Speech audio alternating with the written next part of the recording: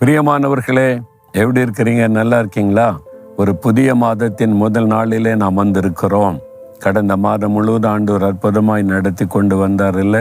இந்த முதல் நாளில் உங்களுக்கு ஒரு அற்புதம் செய்ய போகிறார். விசுவாசத்தோட அற்புதத்தை எதிர்பாருங்க. நான் நின்று பேசுகிற இடம் எதுன்னு தெரியுதா? அமெரிக்க தேசத்தினுடைய வாஷிங்டன் டிசியில் இருக்கிற அமெரிக்காவுடைய பாராளுமன்ற கட்டிடம். இது யுஎஸ் கேபிட்டல் அப்படின்னு சொல்லுவாங்க. இங்கே தான் பார்லிமெண்ட் கூட்டம் நடைபெறும். அமெரிக்க பிரசிடென்ட், செனட்டர்ஸ், இங்கே இருக்கிற ஹவுஸ் ரெப்ரஸன்டேட்டிவ்ஸ் எல்லாம் கூடி தேசத்தின் காரியத்தை விவாதிப்பாங்க. இங்கே தான் சட்டங்கள் இயற்றப்படும் அந்த இடம். அங்கிருந்து கொண்டு உங்களோடு நான் பேசுகிறேன். இது உலக பிரசித்தி பெற்ற முக்கியமான இடம். எல்லாவற்றுக்கும் முக்கியம், இயேசுவுக்கு நீங்கள் ரொம்ப முக்கியமானவர்கள். அவர் ரொம்ப முக்கியமாய் உங்களை கருதி தான் உங்களோடு பேசுகிறார். இந்த மாதத்துக்கு என்ன ஆண்டவர் வாக்கு வைத்திருக்கிறார், எனக்கு என்ன செய்ய போகிறார், நீ காத்திருக்கிறீங்கல்ல? ஆண்டவர் உங்களோடு பேசுவதற்கு ஒரு வாக்குத்தத்தம் கொடுத்தார். மார்க் 5ஆம் அதிகாரம் 34வது வசனம். சமாதானத்தோடு நீ போ, உன் வேதனை நீங்கி சுகமாயிரு. ஆண்டு சொல்றார், என் மகனே, என் மகளே, நீ சமாதானத்தோடு போ. என்னை தேடி வந்து என்கிட்ட ஜெபம் பண்ற, என்னன்னு கூப்பிடுறல்ல, உன் ஜெபத்துக்கு நான் பதில் கொடுக்கிறேன். சமாதானத்தோடு போ, உன் வேதனை நீங்கி சுகமாயிரு. முதலாவது ஆண்டு சொல்ற சமாதானம். உன் சமாதானத்தை பாதிக்கிற காரியத்தை நான் மாற்றி உன் வாழ்க்கையில சமாதானத்தை கட்டளையிடுவேன். எது சமாதானத்தை பாதிக்குது? வேலையில, குடும்பத்துல, பிசினஸ்ல, ஊழியத்துல ஏதோ ஒரு பிரச்சனை, ஒரு மனிதரால் வந்த காரியம் சமாதானத்தை பாதிக்குதா? நான் அந்த காரியத்தில் அற்புதம் செய்து உனக்கு சமாதானத்தை கட்டளையிடுவேன் என்று ஆண்டு சொல்றார். 2வது ஆண்டு சொல்லுகிறார், உன் வேதனை நீங்கி.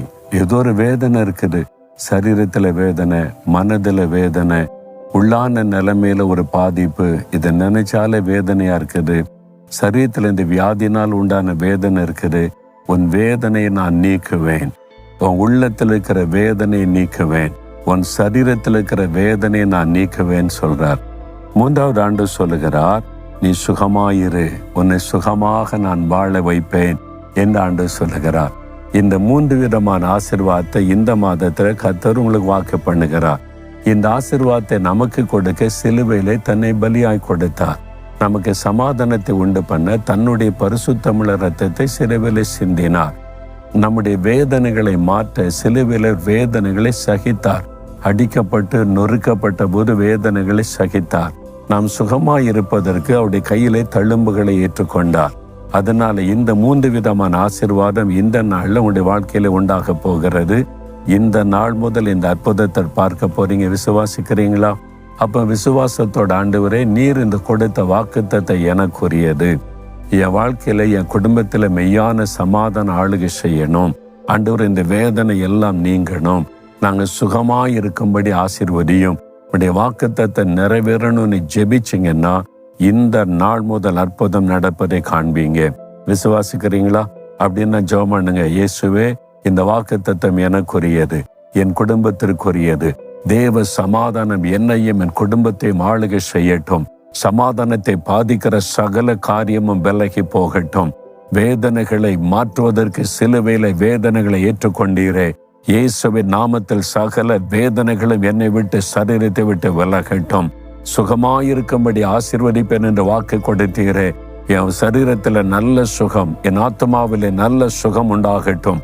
என் குடும்பத்துக்குள்ளே சுகம் உண்டாகட்டும். இயேசு கிறிஸ்துவின் நாமத்தில் இந்த ஆசீர்வாதங்களை விசுவாசத்தோடு சுதந்தரித்துக் கொள்கிறேன். ஒரு அற்புதத்தை நான் எதிர்பார்க்கிறேன். ஒவ்வொரு நாளும் இந்த வாக்குத்தத்தத்தின் ஆசீர்வாதத்தை அற்புதமாய் தருகிறதற்காய் ஸ்தோத்திரம், ஸ்தோத்திரம். இயேசுவின் நாமத்தில் ஜெபிக்கிறேன். ஆமேன், ஆமேன்.